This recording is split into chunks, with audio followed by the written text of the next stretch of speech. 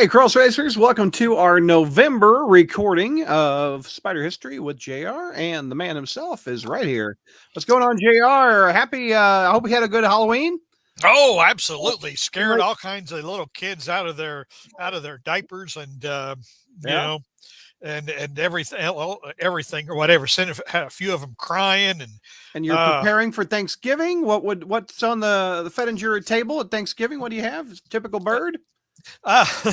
Well, but when my wife and I get my wife and I get mad at each other, there's a lot of birds They be flying in those conversations. But no, actually, my family, my son and daughter and myself all prefer ham, so we always get a honey baked ham. I like ham. Yeah, that sounds good. Yeah. We've got several issues on this show that people have been demanding. Your fan club has been demanding that you review the Octopus War.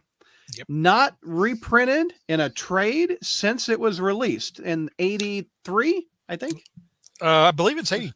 82 and 83. 82 and 83. I think it lasted from the reason we're doing it in November is because it technically starts in November, but it lasts like about 8 months. Yeah. These are little. I mean, the fans talk about it, but Marvel doesn't listen. That they haven't reprinted these, evidently. You know, it showed up in Essentials, obviously. But yeah, it's one of those. It's an underappreciated gem. I would agree. And I of all the ones that they reprint, I'm never really sure why. You know, I mean, like for example, it's like 8 issues. I mean, it's a perfect size for a trade, a nice trade. Yeah. You know, it's got one of Spider-Man's most famous, obviously greatest villains. You know, and it's kind of, and also, I mean, again, one of his most popular femme fatales. Yeah, I wanted to scare the kids, so I dressed like my ex. I like that was pretty good comic. Yeah. Adam doesn't believe they haven't reprinted this. Yeah. Wow, Spider History is the best part of the crawl space. There you go. Look at that. All right, and Cytheros gets you get a warm handshake, a pat on the back, and a glow of victory there. Because I have no money to give you because I got a kid in college. So Adam says the one we reviewed a couple months ago, The Child Within, has never been reprinted either. What's up with this? Yeah, but you're not missing anything. Yep. Shane, this is 1982, 1983 that these books came out. Yep. And Jim says this is one of his favorite storylines. So let's tackle Peter Parker Specs 72. Look at that beautiful cover, man. Smell the rotting wood pulp. Yeah, these were. There was Hannigan. A run. I'm trying to think. Who did these covers? Was it Hannigan? Hannigan? He did that great looking Electra one with the electric on the billboard says Epic or something. He did several covers, and in fact, I think this might have been the last one that he did. Because the rest of them look kind of conventional. Where they were a very different, very unique. You know, they're really eye popping covers. They are that he did. So, but very pretty. Yeah, and actually, this cover actually, even though it does take place, it's relevant to the story. For those of us who remember the very first Spider-Man annual and the first appearance of the Sinister Six, Doc Ock and Spider-Man fought in the big fishbowl. So, yeah. It's kind of I don't know if it's a deliberate callback, but it seems like it does seem like it's a callback. So, so some of them in your museum a few years ago. What kind of museum was this? I don't know. Well, I mean, I'm sure Adam will tell us eventually. So look at this. What Juanaid says, cool video. JR is getting younger. There you go. All right. I tell you guys, I tell you, I actually wish I had money to give you guys because I would just spread it around for make it rain, for compliments. Right. I'll pay for compliments all day long. So, you know. All right, take me through this. I've never forgiven Peter Palmer though for saying that. Oh Lord! For preferring the Mary Jane cosplay video because he said it was easier on the eyes than Spider History and Fight Club, which was an insult, to me and to our good friend with his George memory. Barrowman. Gosh! All right, take me through this one. All right, well, boys and girls, as you remember, anyway, this is the beginning of. And we're going to do this over 2 months. It's 8 issues, and it's the Owl Octopus War. But that's only really kind of a small part of the entire thing. It's one big long Doc Ock arc, and there's like some unrelated stories and subplots in it. So we'll cover all those. But this issue is significant in a way. It's significant because it's our first introduction to Ollie Osnick, who started out idolizing Dr. Octopus, then became the Spectacular Spider Kid, and I believe he grew up to become the Steel Spider. And got his arm eaten by the Matt Gargan Venom in an issue of Thunderbolts. So anyway, the issue starts. Great looking. Oh, sorry, I was. No. You got. I was going to talk about the Spider-Man splash page, but go ahead. Go right ahead. The second page is beautiful by Hannigan. Just Spider-Man jumping all over. Look at that. That's so pretty. Yeah. Art by Ed Hannigan and Al Milgrom. Yeah. This was a really good era of Spider-Man. Yeah. Because Stern, by this time, Stern was on Amazing and Bill Mantlo was back on Spectacular. And even though there are some lapses in Mantlo's Spectacular run, one which we'll get to here fairly shortly, it was a pretty solid run. So, of course, Doc Ock has escaped from jail, again. And so Spider-Man obviously is looking for him. But, of course, he's also, worrying about Deb Whitman because Deb, as you know, boys and girls, back in his Spectacular Spider-Man 68, Deb, after Peter clocked the Biffer, Biff Rifkin, slammed him, effortlessly, like slammed him up against literally just swatted him. He didn't have any time for him. He just swatted him and sent him flying. And so, Deb got suspicious and ran after Peter. And then she got to the roof and where he went and then saw Spider-Man swinging away. So she began to suspect that maybe that Peter was Spider-Man. Oh, yeah. But so anyway, but Peter doesn't know where his relationship with Deb Whitman is going, because the Biffer always seems to be around. It's like how can I get some quality time with Deb when the Biffer is always there? So, and of course, Biff Rifkin thus far has been portrayed as pretty a dumb, insensitive jock. But as we learn, he may have a little more shading to that. But anyway, we meet Ollie Osnick and his buddies. Ollie has formed a super villain fan club. This beats all. I mean, and so he's, Ollie's a spoiled little rich kid. And he doesn't have any friends. He's a nerd. He doesn't have any friends. So he has to essentially buy friends, unfortunately. And one way he buys friends is by providing them these really cool supervillain costumes. He's an early cosplayer, Yeah, early cosplayer. Yeah, cosplay, man. And I mean, I tell you, I want the Mysterio costume. I mean, I really do. I mean, the thing is, though, hopefully you can breathe inside that fishbowl. But so anyway, so Ollie is having a party for all of his supervillain buddies, and he wants to celebrate the fact that his hero, Dr. Octopus, has escaped from prison. Yeah. And of course, Ollie's, these fake friends, it's like, one guy, the Sandman kid just has to ruin it for everybody else. Ollie provides these cool costumes and he brought all these snacks and everything. And the idiot kid in the Sandman costume has to say, oh, Spider-Man kicks his butt all the time. He's a loser, which gets Ollie very upset. And everybody, they all leave because they want to go to hang out at Jane Lane's party because Jane Lane has cool parties, I guess. So Ollie is all by himself and alone and sobbing. And by God, he's just really feeling dissed and unhappy. And so he is going to find his hero, Dr. Octopus, and team up with him. So,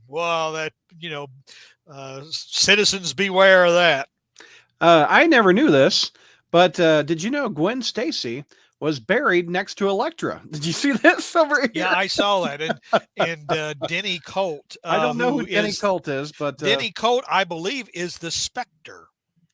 The I believe Spectre. the Okay. Spectre. Yeah. Oh, Will what isn't that the Will Eisner superhero, the Oh, Spectre? yeah, but I'm not familiar with it. Yeah. Oh, Vinkman says the Steel oh, Spider also showed up in Spider Girl. Okay, there you go. no, that's right. Okay, Mr. yeah. Comics says if he had a little extra cash, he'd buy some Doc arms too. Again, dryer things. I saw a guy he was in cosplay. Those dryer vents make Hmm. great Ock arms. Yep. There you go. Yep. You got to admire the ingeniousness of some people. Yeah, no doubt. Uh, kind of, yeah. It was like on Conan O'Brien, when Conan O'Brien was making fun of the Spider-Man musical, there was a Dr. Octopus character who essentially had the dryer vents. Oh, I am Dr. Octopus. the Spirit. spirit. Thank you. The Spirit. We Spirit. got it wrong. Okay. I said the Spectre. The Spectre is the Spectre. DC character. Gosh darn it. Spectre is the name of a James Bond film too. Apparently a better one than the one that's out now. Oh, I've heard good things. I want to see Spoilers. that one. Oh, Yeah, Denny Colt is the spirit. Okay, that's what Hannigan's going for. Okay, got it. So anyway, Ollie's going to join up with Dr. Octopus.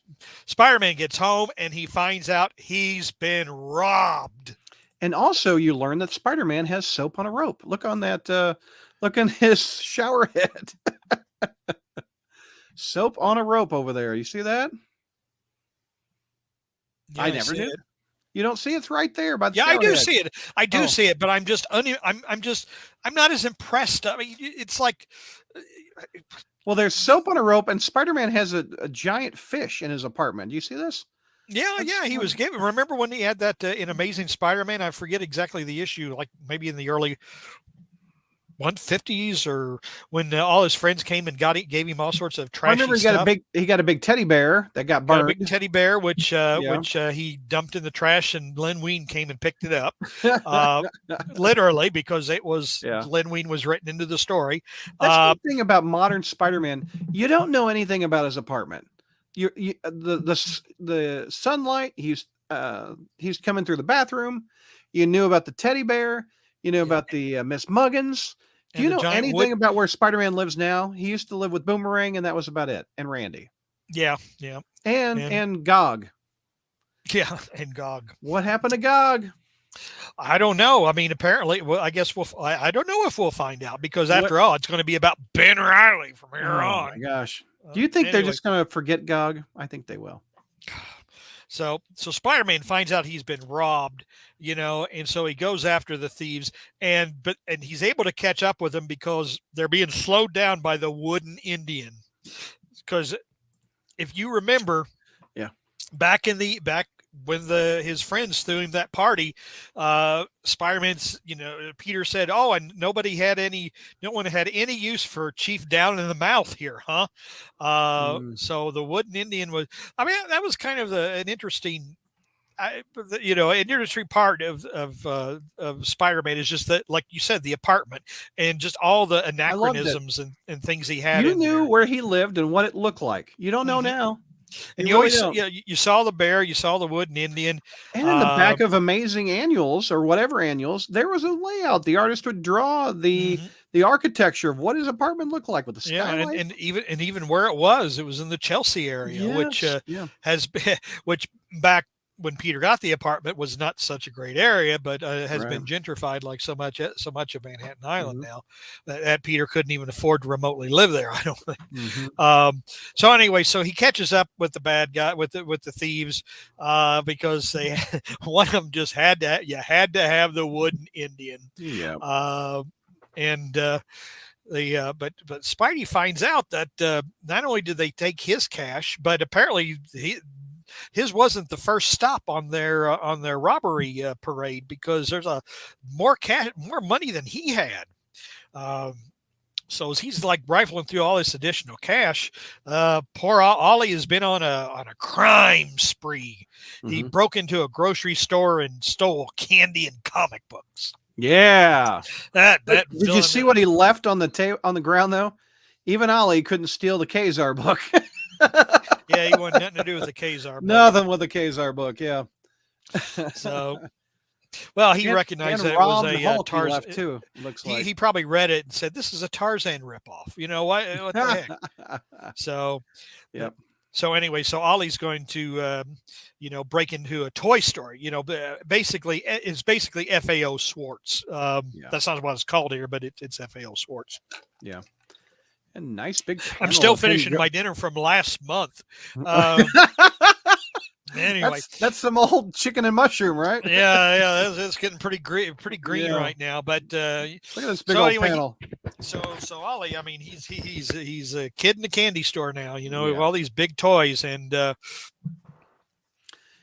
he runs past the GI Joe and the ROM figure too. It looks like, and the toy. Oh, he picks up the ROM. He's picking up the ROM. I noticed that. He buys ROM. Yeah, I was about to say. Yep, that's right. There we go. Yeah, this must have been about the same time Marvel was publishing both of those. Well, look at this. Mr. Ron Friends is watching. Nice. Thanks a lot, Brad. I feel I should stand. Yeah, we should salute Mr. Friends. I was about to say we have a celebrity. Adam says ROM was Matlow's other comic. Yes, that's right. Yeah. My brother collected ROM for a while. He had all kinds of. What issue is this they are discussing? We're doing the Owl Octopus War, Spec 72 from 1982. By the way, what did you say to Ron Friends that he said thank you? I didn't recall you complimenting Ron. I don't remember complimenting, but I always compliment Ron Friends. So Ron, thank you for watching. Big fans here. Yeah, no kidding. I remember seeing Ron at a he actually was in I didn't go greet him, but he actually was in Akron, Ohio, because I live in the Cleveland metro area, and I wanted to go up to him and say hi, but he was like feverishly drawing.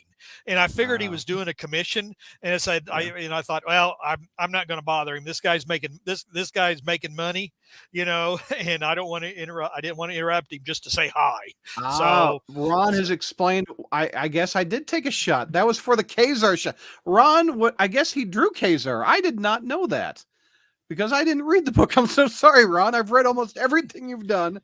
I did not know Ron did Kazar, so I apologize. Whoa. You never know who's watching, JR. I tell you. I know. I almost feel like I have to be better behaved now. No, we're fine. I think Ron appreciates us when we're off the cuff. By the way, in this other panel, when they're fighting, your two worlds, JR, collide. Spider-Man, Doc Ock, and the Starship Enterprise are in the same shot. Look at this. Wow. Whoa. Wow. Holy guacamole. Yes. Yeah. Wow. It's just a shame that Marvel's attempts to do a Star Trek comic book were utterly pathetic. But they had the first movie to adapt and play off of that, and well, they didn't have the rights to do anything else. They didn't have the rights to any of the TV show or characters or whatever, so everything had to be out of the movie. Off the movie, yeah. Yeah. So whereas DC, when they did their comic, they got the rights to do all that and create a real comic book. But anyway, that's another. So anyway, so Spider-Man obviously, is lured by or goes to, sees the ruckus going on at the toy store, and he thinks that Doc Ock is there. But it's kind of strange, is because his spider sense really isn't going off like it normally would when Doc Ock is in the house. And then he then he finds out that the tentacles are pretty well are breakable, and not near obviously as strong as Doc Ock's, and so Ollie falls into the big fish tank, and just Spider-Man, like in ASM, ASM Annual 1, Annual number 1, right. So Spider-Man saves Ollie and realizes that yes, this is not Doc Ock. It's a nice homage to Ditko, isn't it? I like it. Yeah, it is. That fight from ASM 1, nice. Well, not only that, but go to the where Spider-Man is thinking, Ollie, I could have killed you. What in the world were you doing dressing up like one of my worst enemies? Oh yeah. And then like Spider-Man's thinking, killer, yeah. Yeah, and then doesn't that kind of look Ditko-ish? That's very Ditko-ish. I like it. Very nice. Yeah. Very So, nice. so anyway, so Spider-Man gives Ollie a lecture, and Ollie says, "What am I going to, I mean, all the stuff I busted up, I don't want to tell my parents." And, Spider-Man says, "Well, I took care of that." And Spider-Man leaves the extra money that he got from the burglars who robbed his place, the money that they stole from other people. He left that Right there. behind Yeah. to cover the damage. And of course, everything was wet, so he was leaving it hanging Yeah. out to dry. Well, and Ollie turns over a new leaf. His experience with Spider-Man has made him turn over a new leaf. He's given up the worship of Doc Ock and supervillains, and now he's working on his own web fluid. Ooh, okay. And Doc Ock just happens to be walking by the trash can, how convenient, and where he sees all of Ollie's discarded garbage. Yep. And says, "Well, there's all this, all these pictures of mine that are defaced in the trash. I have no idea what it means, nor do I care." There you go. All right, and now, last page, we set up for Deb Whitman going crazy. Deb Whitman going crazy, where Deb Whitman is telling her psychiatrist. Look at her I don't know psychiatrist. what is this guy doing with this pen? It's like, well, if you go by the action, it looks like he shoved it up his nose. I know, it looks like he was snorting his pencil. He inhaled a number 2, Yeah. I mean the pencil number 2. I mean, it's like, and can he like really write like that when he's got? Can you really write? So anyway, Deb is she feels that she thinks that Peter Parker, the boy she's in love with, is Spider-Man and putting himself in danger. And but the thing is, either he's Spider-Man or she is hopelessly insane. It's the latter. Then she's going to write that tell-all, man. Yeah, we'll talk about that in a little bit. Tell-all, yeah. We got Venkman says Peter's friends gifted him with furniture in the apartment in ASM 163. Thank you, Venkman. December 76. So, man, he has had that stuffed animal, the fish, and he's had the Indian and a whole bunch of stuff from 76 to 83. He needs to. Yeah, really. Actually, and he had it even longer than that. He stayed in that apartment until he got married. Mary Jane. Hornacek says he always wondered why Deb kept calling Peter a boy. I always found that weird, considering they're in their 20s. I was going to say something about that. The boy that I'm in love with, and that's weird. Oh, you're not even playing around. You're just 2-liter in that Mountain Dew, aren't you? Not only just Mountain Dew, but Mountain Dew Zero. Oh, I don't like that. I like Diet Mountain Dew better. Look at that. No. I like Mountain Dew Zero. Yeah. All right, you ready for 73? Yeah. Hang on, we got the owl, man. We got the owl coming in. Got to pour myself a refill of Mountain Dew Zero. There's Milo. Thank you, Milo. JR's drinking goblin syrup, aka from PepsiCo, the new goblin syrup called Mountain Dew. Ira, we just talked about the stuffed animal, the bear, burned in the 80s. Man, I tell you, I mean, you guys don't need spider history. You're all spider historians. Well, you don't need me. You're Professor Yoda over there. You're telling these, and I mean, Matt wants to know Deb's first appearance. It was in Amazing, I think. No, I think was it Spec? I think it was in Spectacular when he because Spectacular. Like 32, 33, when Peter entered grad school and became a TA. That's when I think he met like Dr. Sloan and Marcy Kane and Deb and my gosh, Steve Hopkins. Did I get one past the expert here? According to Google, Amazing Spider-Man 196 from September 79 is her first appearance. Did I beat you at this? Really? This is what Google says, and Google, JR, the internet's never wrong. No, it's not. No, the internet's never wrong, and I never make stuff up. You do. I will be doggone because she, because I thought all those that 196. Well, that's about right. Thank you. I mean, that's about right. No, because he started like grad school around issue 32 of Spec, and that would have been corresponding to about issue 196 and Amazing. That's where I'm getting it right here. ASM 196. Yeah, because I think Spec number 1 came out the same month as like Amazing 164 or something. Yeah. So yeah, that's about right. And the stories. Iris' Wolfman introduced her. Wow. The Marvel Wiki confirms Brad's facts. There you go. Thank you. Look, it's going to be called Spider History with Brad now. Yeah. Is this a foretelling of me beating you this year in Spider History yet again? You didn't beat me in Spider Jeopardy. We tied. I consider that it was. I don't count ties. I won. We've been playing the damn game 16 years. I've won once. You've won several. I'll take the one I tied. I didn't tie. I won. Mr. Comic says we need you, JR, because you're the master. There you go. Well, all right, we got to get booking. How many books we got on this one? 4? No. How much time we got? We have 34 minutes to get through 3 more. Ooh, we got to get through these because after all, we can't lie to Facebook, can we? I know. Adam says Brad demands a recount. I won. Enough said. Yeah. Anyway, issue number 73. Yes, I tell you, this is one of the most egregious beginnings to a story. Basically, a mysterious man breaks into, knocks on Peter's door or rings Peter's doorbell and opens up by saying, "You are the spectacular Spider-Man." Not the Amazing, because that'd be a wrong book. Which is, I mean, it makes for a dramatic, but it's a dumb opener. I mean, it just. Oh, dumb. Come on. That's cool. No, it's dumb. It's dumb. But anyway, turn the page. And we find out it's Deb's psychiatrist. No, oh God. Well, that's a confidence. That's a breaking confidentiality, isn't it? Come on. So Deb's psychiatrist says, "Oh, by the way, Deb's my patient. She thinks you're Spider-Man." There's HIPAA laws. Come on. Well, no, this is ages before. I know it's long before. Even HIPAA, then, I think that client-patient confidentiality. I mean, I think this is like basic.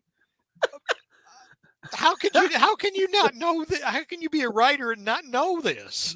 Well, maybe he knew it and he just still wanted to go ahead with the plot. I don't know. Just still ignore. I agree, Milo. Now JR is the apprentice for Spider History. Welcome. I'll be the master then. There you go. I got one past the old man.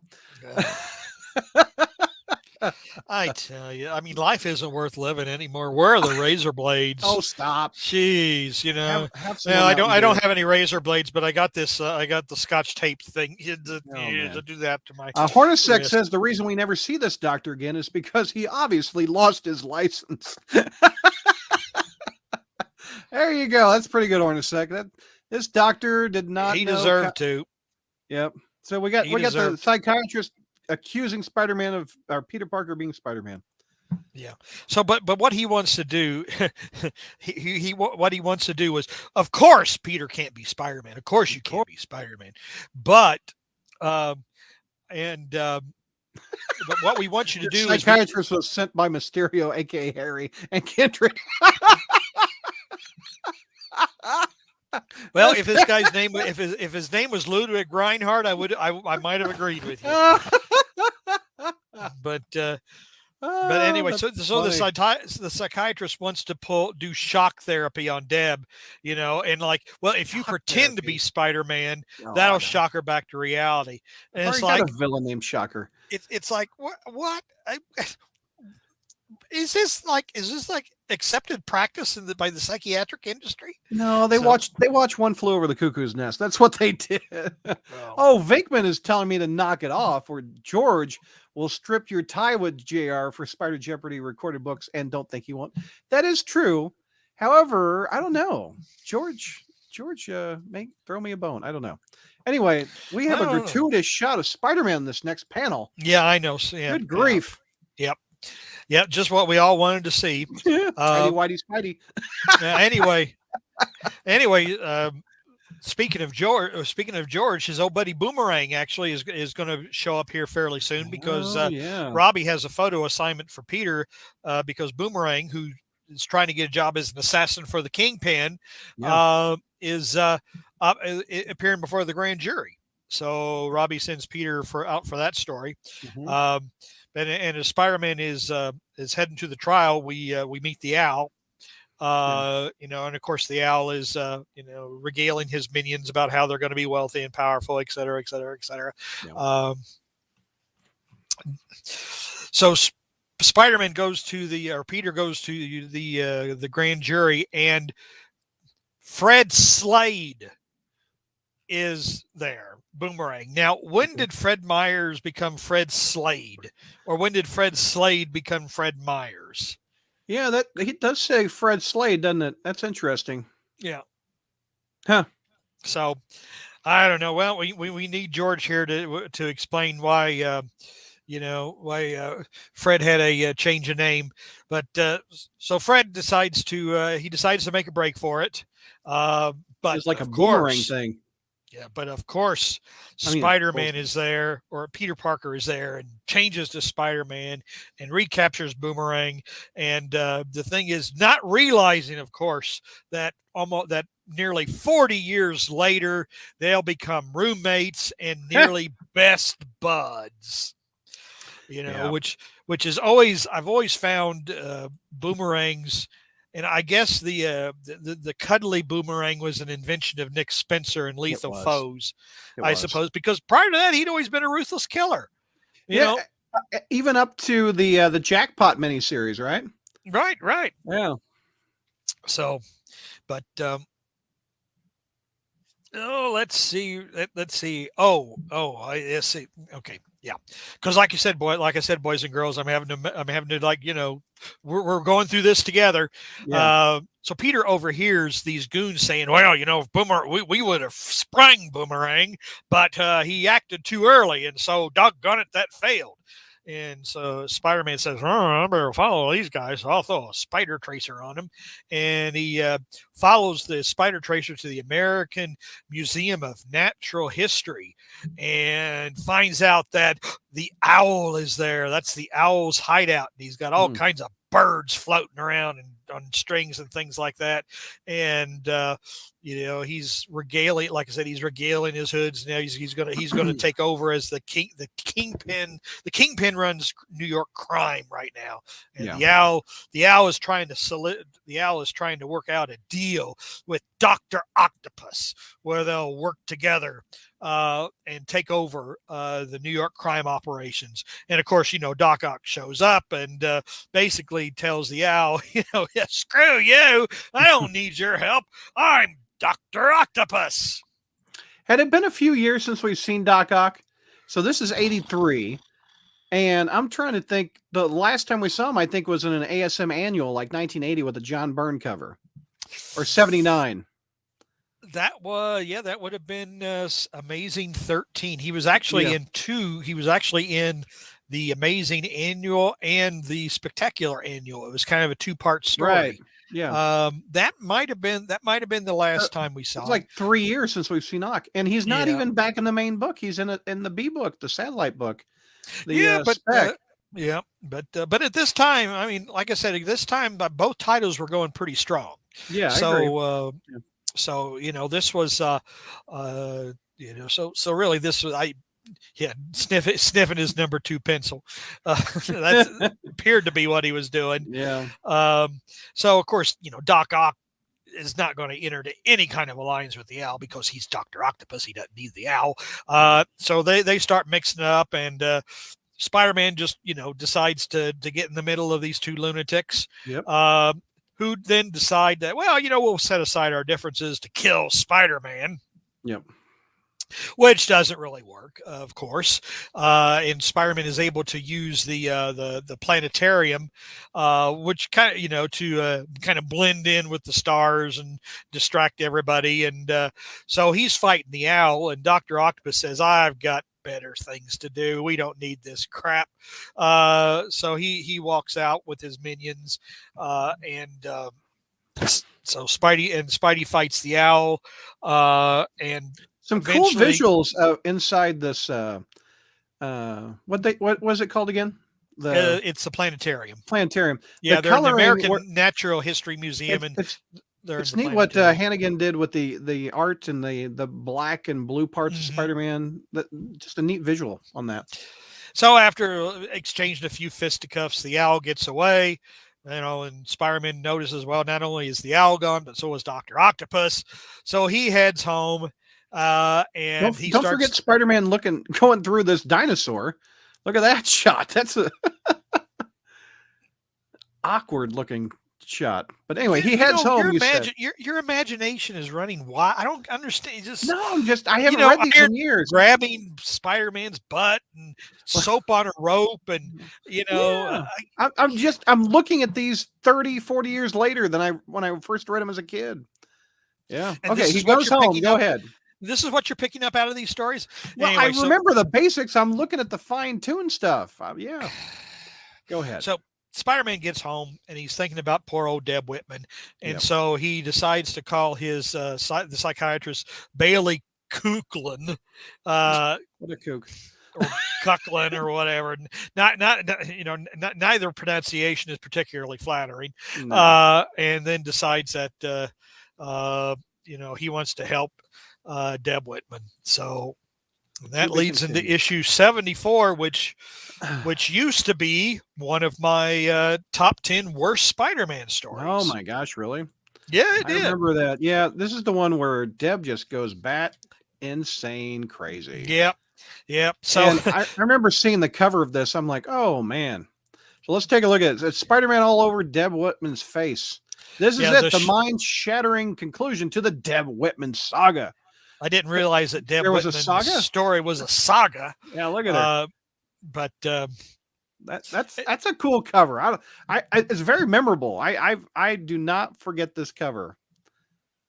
That's funny. You don't forget any covers. I mean, covers are your thing. Covers, man, that's my thing, man. I agree. It's like, story. What story? I thought the cover was good. Yes, Venkman says Brad is not only entertained, he's easily distracted. Yes, I am. Hornacek wants to know if that dinosaur skeleton was the one from Stegron back to life. Well, probably after Stegron was defeated, it probably turned into bones again, and they probably had. That's right. That it would have been the American Museum, Natural History Museum. Well, there you that go. Stegron went to. There's a Stegron reference. Let's keep going. Wow. We got 20 minutes to get through 20 minutes. Okay. Well, anyway, so this issue number 74 begins with another reason why this psychiatrist is either the most incompetent or unethical psychiatrist is because while he is having his session with Deb Whitman, Peter Parker is in the next room listening in. Jeez, this guy's almost as bad as Bart Hamilton, for Harry. No, I don't even think. No, Bart Hamilton was just a criminal, but he wasn't an unethical psychiatrist. He was just yeah, he was. He beat up Harry Osborn in the office and stole the suit. Well, but Harry jumped him. Harry jumped him first. Remember? Yeah, don't you remember? Marvel. Is there any good psychiatrist in the Marvel universe but Doc Samson? I mean, is that the only? And he even went bad for a time. I was about to say, is Doc Samson even a good psychiatrist? Yeah, he went bad. Yeah, but so anyway, so he's letting Peter Parker listen in on his sessions with Deb Whitman, and so he says, "Well, to shock Deb, I want you to put on this idiotic costume where the name Spider-Man is on. Like, for example, yeah, even though it's in the traditional red and blues with the web and the eyes, she won't know you're supposed to be Spider-Man unless it says Spider-Man." Well, we just got this fresh from Mr. Ben Cooper himself, and can you put this on? They got the whole suit right except the spider on the chest, which is one of the most basic. That's like doing the whole Superman suit and forgetting the S. It's like what? She won't recognize that it's Spider-Man unless it says Spider-Man. Oh, that's funny. Well, anyway, Peter thinks this is an utterly stupid idea. Yeah. He gets the hell out of there. Yeah, so he says, so he gets out. So yeah, he leaves, but then runs into the Owl and his goons again because the Owl is stealing a MacGuffin. Real quick, don't forget Black Cat's there. Oh, that's right. Black Cat's watching up there. Look at that. Yeah. Well, I mean, she kind of figures, yeah, that's true. Boy, Just that like was that. yeah, See, don't want it to pays miss. off when I look in the sides and the shadows and stuff like that. Because our host is not prepared. The host is trying to rush through the story because you keep giving him deadlines. I got 25 minutes, 20 minutes. Hurry up, Get me hurry up. pictures of Spider-Man, Fed and Jared. Go ahead. Yeah. So anyway, the owl steals the MacGuffin, and we don't know what it's to and what it's for. But anyway, it's going to be something pretty serious. So Spider-Man, he figures, well, I'm not going to, not going to figure anything else. I'm not going to. Anyway, I've got another subplot to take care of, so I can't follow the owl and his MacGuffin. So I've got to go to Dr. Sloan and say, Dr. Sloan, is Deb Whitman crazy? And have you read the last few issues, Peter? yeah, and it's like, well, she's got a severe emotional problem, Peter. I hired her right after when she got out of the loony bin. Oh, can you tell me any more? And oh no, I can't tell you. I can tell you that ethics and stuff. Yeah. Oh yeah. I mean, I can tell you that she's emotionally disturbed. I can tell you that I hired her after she got out of a mental hospital, but I can't tell you anything else. You're going to have to ask Biff Rifkin. He'll tell you. So Peter goes, decides to go looking for Biff Rifkin, and Dr. Octopus is confronting the Kingpin, basically to tell him that, the war is on, Kingpin. Of course, Wilson Fisk is suitably unimpressed by Dr. Octopus. But we learned that Doc Ock's presence there was merely to steal another MacGuffin, which we don't know what it's for yet. Apparently the Kingpin had MacGuffin number 2. The Owl has MacGuffin number 1. But the Kingpin was so clever that he had a fake MacGuffin that Dr. Octopus stole, and so Kingpin has the real MacGuffin, but then the lights go out and there's a feminine giggle, and then the Kingpin's real MacGuffin disappears. Felicia. I like what we don't know that yet. Oh, we come don't on. know that yet. I like what Hornacek says. Peter, I don't know if Deb's crazy, says Dr. Sloan. I'm just getting used to Marcy Kane being an alien. Yeah. That's pretty good. For everybody, for everybody who remembers the Jack of Hearts miniseries, which was also written by Bill Mantlo, and Bill Mantlo created Marcy Kane. Marcy Kane was an alien from some weird planet, but didn't see that one coming. No, that was left field. Yeah. So anyway, so Peter goes to the YMCA and sees Biff to find the Biffer. What's up, Biff? And then so Peter says, "Hey, Biffer, everybody says that Deb Whitman is crazy. Can you shed any light on the subject?" Why, yes, she's insane, Peter. Yeah. Why, yes, because back when I knew her in the Midwest, we went to the same college in the Midwest, and she was married, and her husband was an abuser. Good grief. Basically, beat her. And Biff just happened to be lurking by Deb's house one night. Listening to the police every breath you take. And just happened to overhear Deb's husband beating her. And so he cold cocks the guy. Good. Biff's a good dude. For the Biffer. Good Biff. One for the Biffer. Biff hit him right in the kisser. Yeah, there you go. And good job, Biff. Anyway, so, Deb is delusional, thinking that her husband's, but, like, a lot of other abused women, they kind of are in denial about their spouses.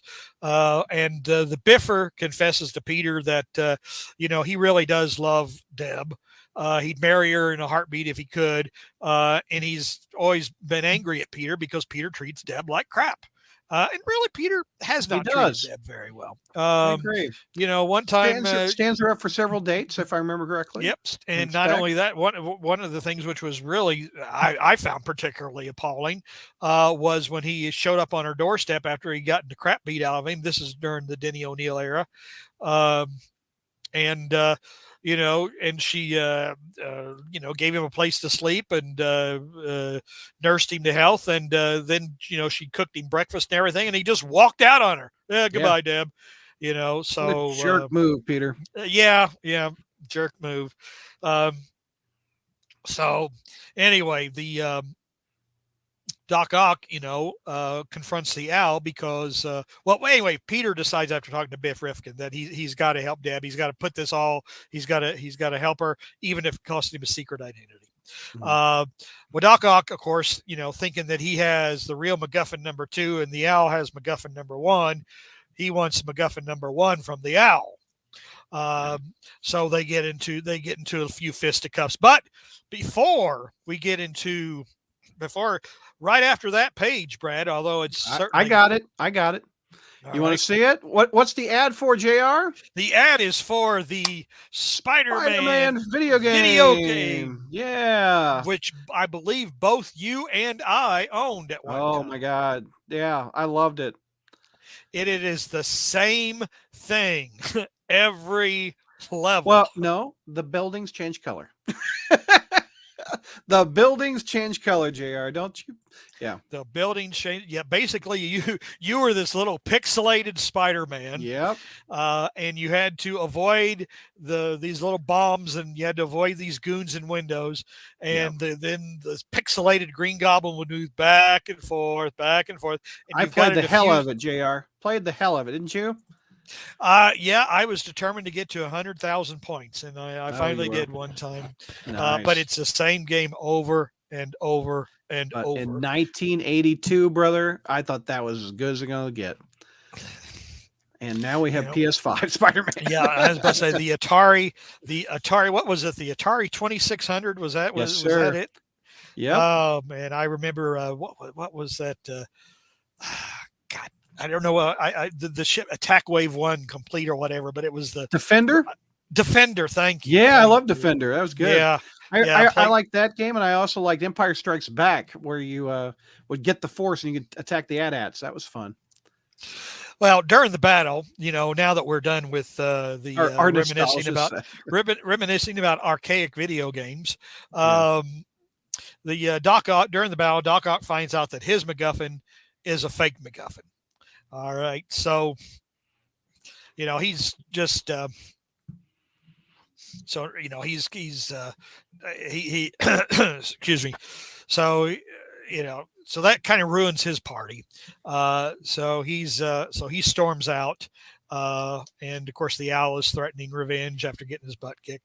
So, but now we got to go to Deb Whitman, and for somebody who is just an administrative secretary. Well, who still plays her Sega and Nintendo? No, Mr. Comics says his wife still plays Sega and Nintendo. She's an old school gamer. If she's really old gamer, you go back to that Atari, man. Yeah. Didn't they do a retro? Because I know, speaking of like the Nintendo, because I remember getting Spencer when they came out with the new little bitty Nintendo. Yeah. Yeah. And the Super Nintendo. Didn't they do the same for the Atari? They have over the years, but it doesn't have any of the licensed properties like Spider-Man and Star Wars and stuff like that. It's all Atari owned stuff. So, by the way, Harry. So yeah, I remember. Anyway, check out Deb Whitman's bed. This just is crazy. The thing is, though, for someone who's an administrative assistant at a university, she's living on it looks like she's living on the Upper East Side. So she's in a swanky apartment. But anyway, she's talking to her stuffed animals now. And so I'm sorry, but man, she's crazy. And of course, Peter, the floating heads of guilt. Heads of guilt. Here comes the guilt trip. He's attacked by the floating heads of guilt. And he realizes that Deb's being driven crazy because she thinks I'm Spider-Man. Well, no, she's already that way, Peter. I mean, you haven't made anything worse whatsoever. She's got issues. So he decides, to show up. What the hell? And tell Deb that Deb, you weren't crazy. You were right. I am Spider-Man and Peter Parker. Roll and then, credits. Of course, Deb laughs and realizes, wow, why, thank you, Peter. That's the nicest thing anyone ever did for me. But of course you can't be Spider-Man. No, of course you can't. I'm not even that crazy. Yeah. But you put on this costume and climbed up the, you somehow got to my high-rise apartment building through the window, You're just a nice dude, Peter. Yeah. And thank you. You're the best friend a girl ever had. You're And much Peter, better than Prozac, Peter. yeah. And Peter says, "What do you know? The doctor was right." Right. You know? That quack. Oh my gosh. Yeah, that quack. Even the most unethical psychiatrist ever. Unethical. Yeah. Look at Pete when he says goodbye to her. He's kissing her.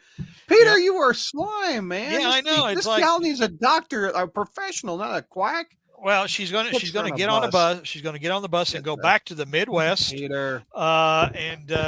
She she says, she'll come back to New York one day. And Peter says, well, the old Biffer will be there waiting for you. I sure as hell won't be. But I'm just going to give you a smooch on the lips for old time's sake. Peter.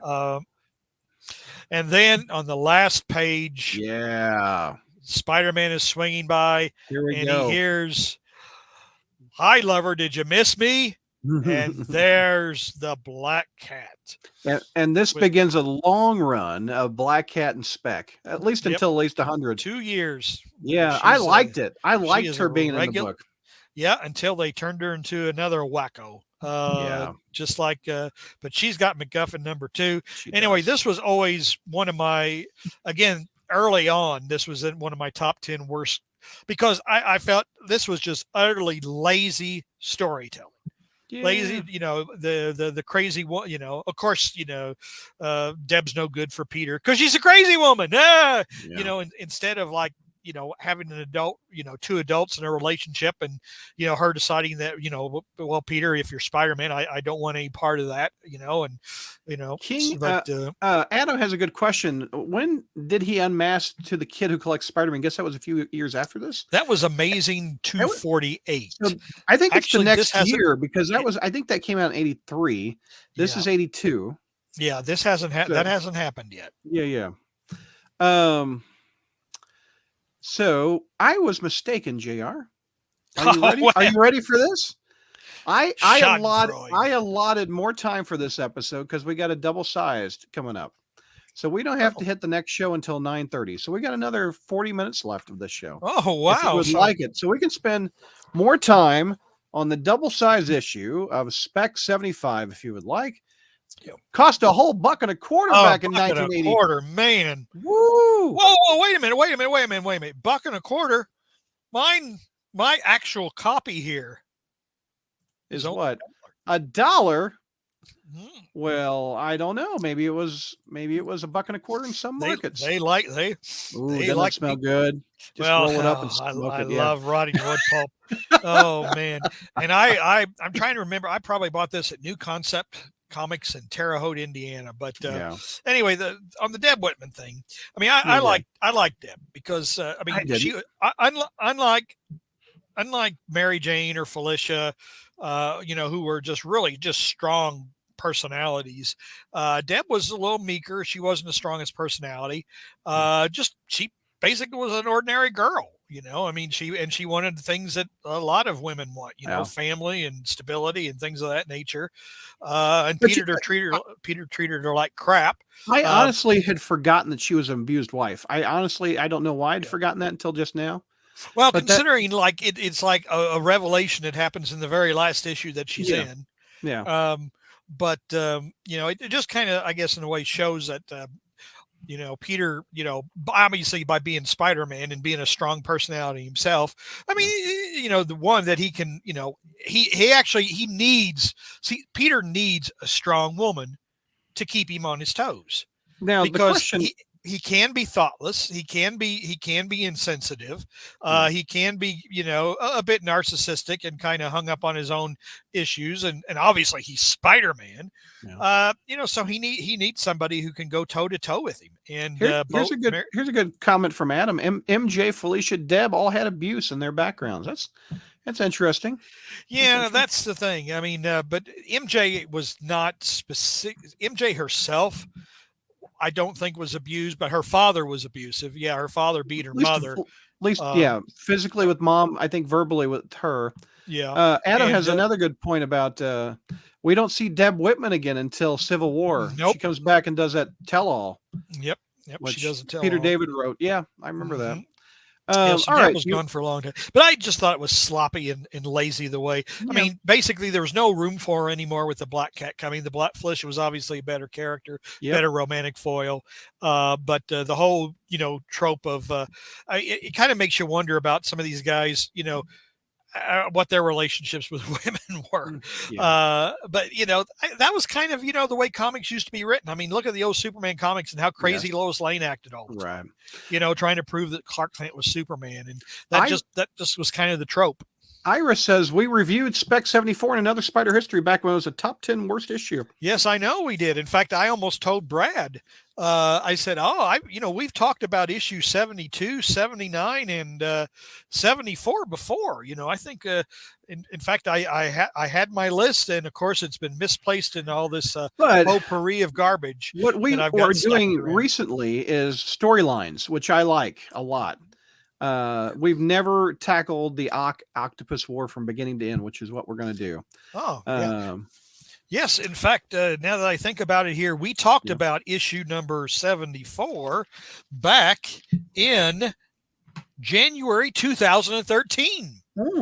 Podcast number 209, January 2013. We talked about Spectacular Spider-Man 74. So we're revisiting this like 8.5 years later. There you go. We have Gresball says, hey guys, can't stick around. Got suckered into working. I just want to say what up to my favorite podcast. What up, Gres? Hey, what up? Thank you, sir. What's going on? Gresball. Hey, what do you think about Chris Pratt being Mario, huh? It's a Mario. Hornacek says, it almost feels like Mantlo planned to bring Black Cat back and then realized, oh wait, Deb's still around. I better write her out of the book right away. Very possibly. Well. Who knows? Possibly. All right, let's get to 75, our last issue of this episode. This double issue. And I tell you, this, the first page when Spider-Man says, Black Cat, you're alive. I mean, to be honest, I think we as readers felt that joy as well, because as you recall, as you recall, in Amazing 225 and 226, Roger Stern brought the Black Cat back. She had back in the story that I think Michelini filled in for when Marv Wolfman left the book. Marv Wolfman left the book in after issue 204 of Amazing, and then I think Michelini wrote issue 205, which ended nothing like Wolfman had planned. And Michelini basically turned her into a loony. Said, oh, I'm in love with you, Spider-Man. And, I've decorated my whole apartment and as a tribute to you. And Spider-Man said, oh, she does love me, but in a childlike way. And I'm going to get her help. Stern said this. I think Stern said this is crap. And basically had Felicia saying, yeah, I faked that just to, so Spider-Man wouldn't arrest me. And so he put me in this loony bin that I can easily escape from. So she did. And she swore to Spider-Man that she'd go straight, but she just and Spider-Man tried to work with Jean DeWolf to get her some amnesty for her past crimes. But Felicia just couldn't let her past life go, and so she ran away from Spider-Man, got on a moped, and drove off a dock and apparently drowned. But as we now find out, the Black Cat is alive, and both Spidey and us are very pleased to see her. And Spidey was like, pucker up, baby. You're back. He says pucker up, and then what the blank you made me think you were dead. What the heck was that? And she said, well, to be honest, I couldn't I couldn't tell you because once I jumped in there, once I jumped into the drink, I got picked up by a Dr. Octopus's goons. And they took me to Doc Ock's sub, and I was in my bikini and hung out with Doc Ock for a while. Anyway, we she escaped, which Doc Ock didn't take too kindly to. She finds out that one reason she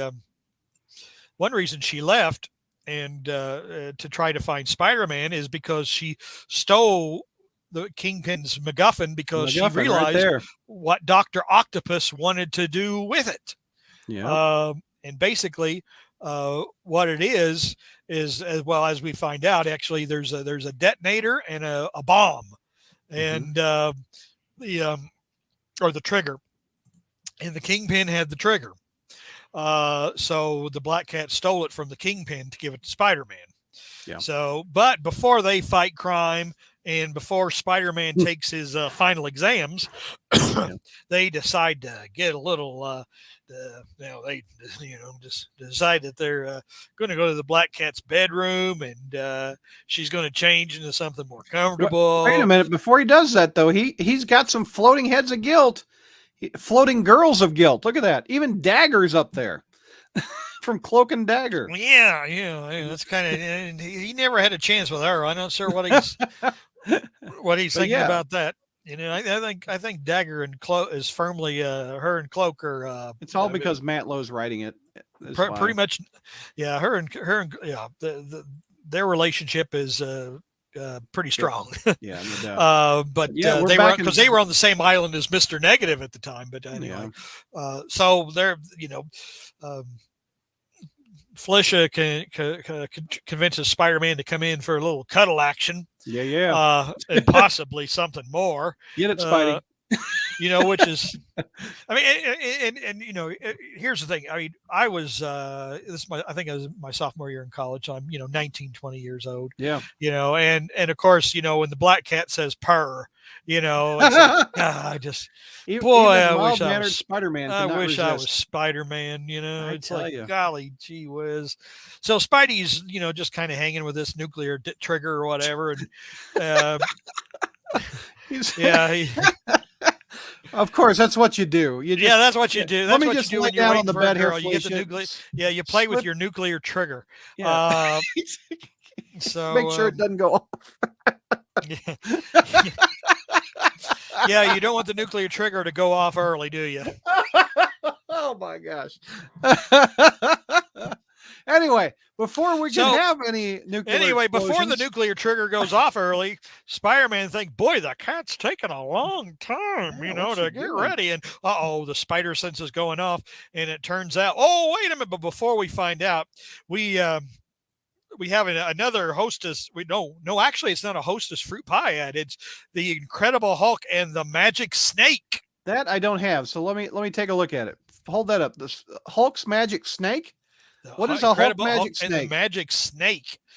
We just got done talking. We just were Stop. done talking about the Spider-Man's nuclear trigger, and now we're talking about the Hulk's Magic Snake. Stop. What is the What is the Hulk's Magic Snake? What is the Hulk's Magic Snake? You want to know what it is? I'm willing to go down the Hulk rabbit hole. Tell me what it is. It's a puzzle. It's a puzzle. It looks like it's a little Rubik's Cube. It's the original Magic Snake puzzle. And Adam goes, Hulk smash. Leave Hulk's friends alone. Hulk has found lost puppy and caught creepy crook. Here, I got to Google this. People are asking the Hulk's Magic Snake. Magic Snake. See if I can find the ad up here. Yep, there it is. Okay, let's take a look at this ad. I love when we go down rabbit holes like this, JR. Copy, image address, paste it here. Let's just take a look at this ad. There is the Magic Snake. This is where we live. Thank you, Mr. Hulk. We were looking for our puppy, Scrapper, when we got lost. Hulk will find dog. Yeah, but then there's the evil Serpentino. Serpentino? Yeah.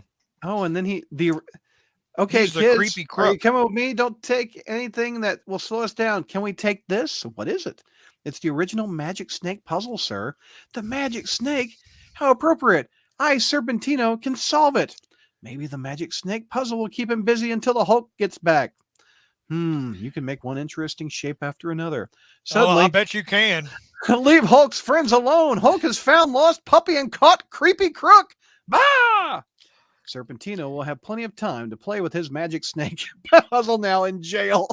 The original Magic Snake. Over 25 trillion possibilities.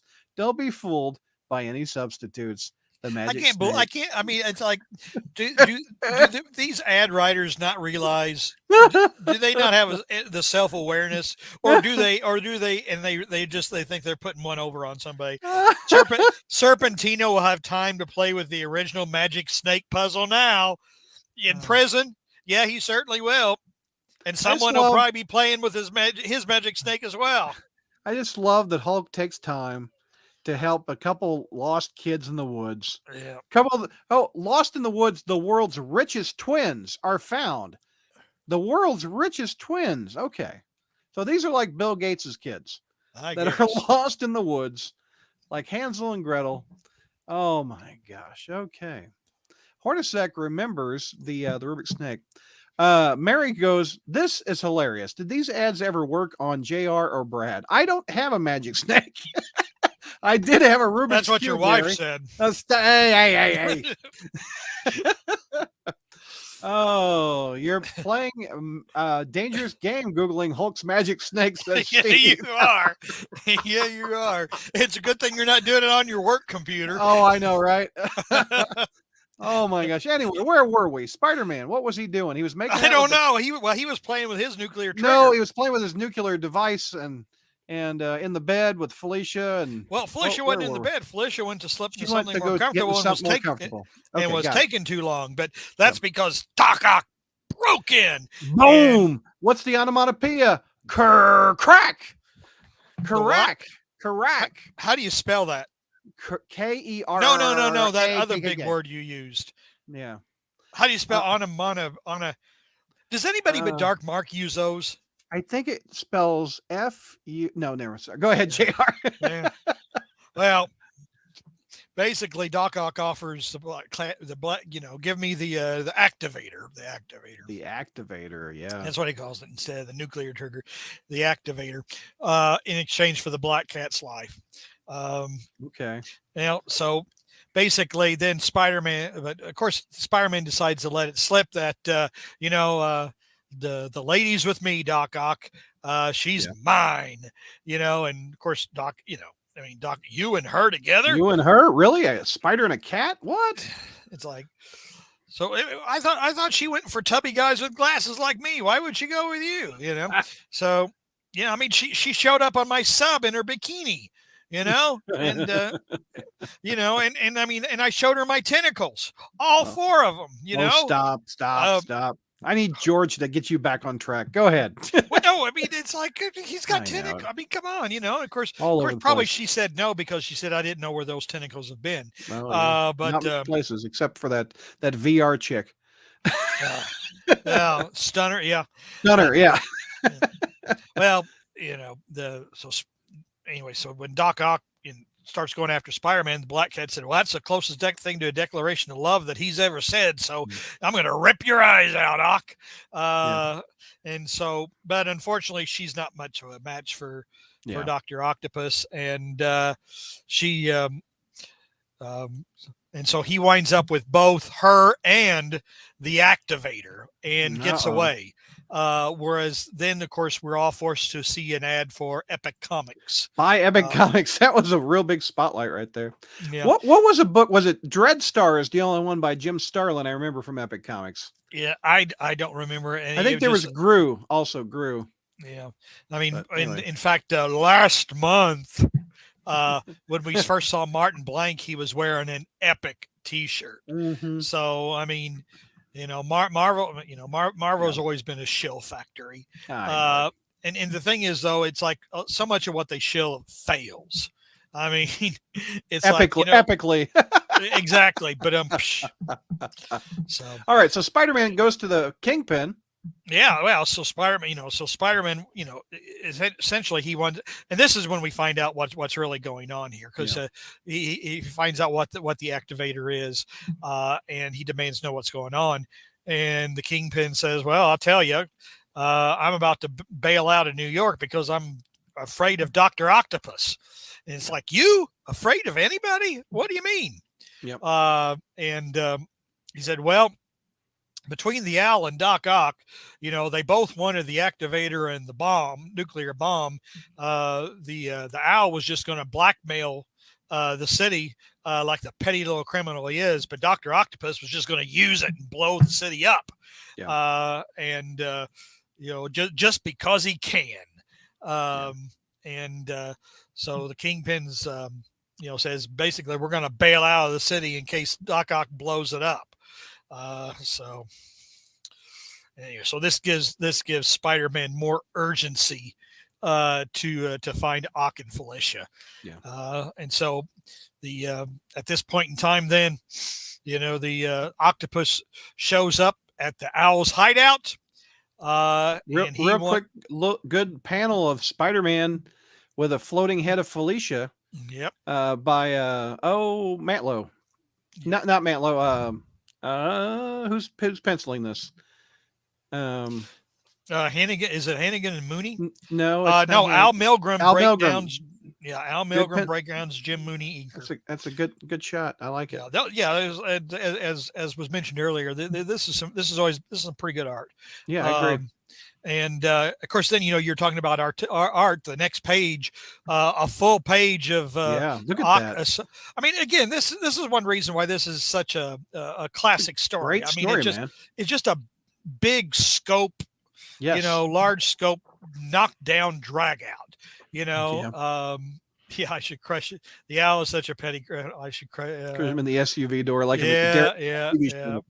Spencer and I love that scene. I tell you, it was like we were sitting there going, "Boy, Vincent D'Onofrio is not really much of a kingpin. He just kind of." And then all of a sudden, that scene happens. It's like, "Yeah, there it is. There it is. There's our friend Wilson. Yeah, that's it. I recognize that guy now."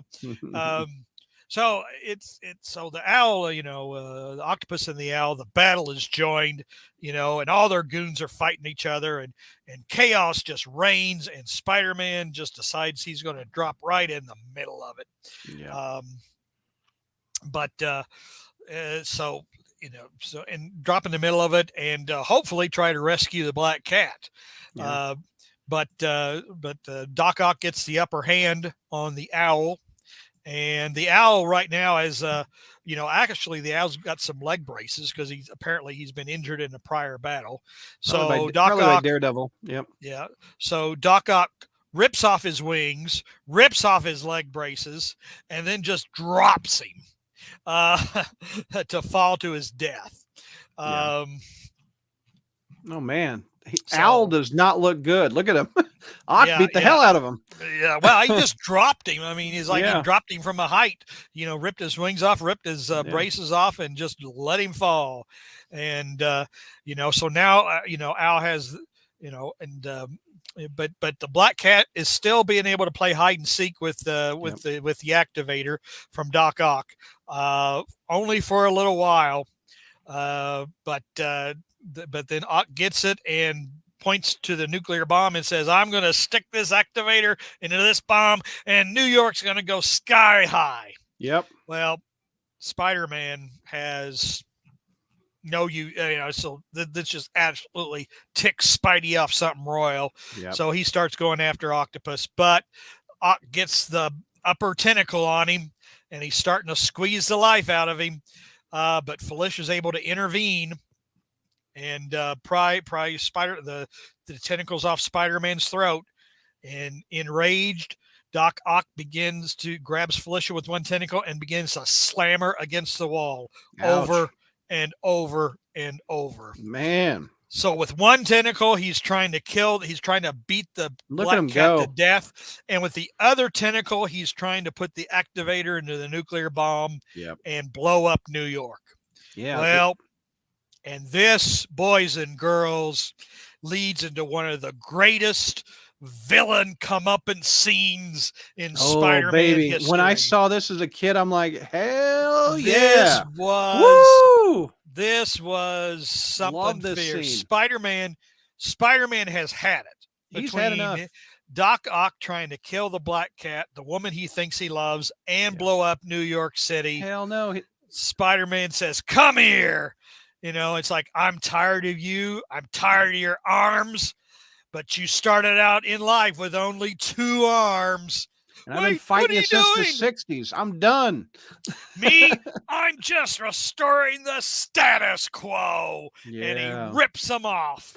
Mary And of says course, Ock ripped Owl's leg crutches. Spidey rips Ock's arms off. Karma at its finest. Yes, indeed, Mary. absolutely. But this was one of the Oh, great. I mean, love that scene. it was. And look at the pain Ock has. Yeah, Yeah. because the feedback, since he's telepathically linked to his tentacles, the feedback just probably fried his brain.